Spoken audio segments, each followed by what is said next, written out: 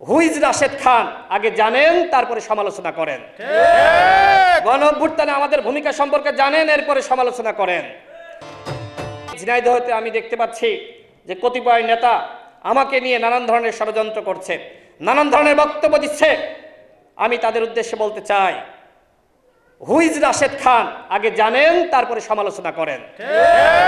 গণ অভ্যুত্থানে আমাদের ভূমিকা সম্পর্কে জানেন, এরপরে সমালোচনা করেন। আর আপনার ভূমিকা সম্পর্কে মানুষ জানে, সমালোচনা করবেন না। আমরা একসাথে আন্দোলন করেছি, হাতে হাত রেখে লড়াই করেছি, হাসিনার পতন ঘটিয়েছি। এখন যদি শুধুমাত্র এমপি হওয়ার জন্য একে অপরের বিরুদ্ধে লাগি, তাহলে এই গণ অভ্যুত্থান ব্যর্থ হবে। এখন একে অপরের বিরুদ্ধে সমালোচনা করার সময় না, এখন কুটনামি নোংরামি করার সময় না, এখন সময় রাষ্ট্র সংস্কারের। এই রাষ্ট্রের সংস্কার হলে যে এমপি হবে, মন্ত্রী হবে, তাদেরকে মানুষ শ্রদ্ধা জানাবে, ভালোবাসবে। কিন্তু রাষ্ট্রের সংস্কারের আগেই যদি এমপি হওয়ার লড়াই শুরু হয়ে যায়, তাহলে মানুষ মুখে থুতু দিবে।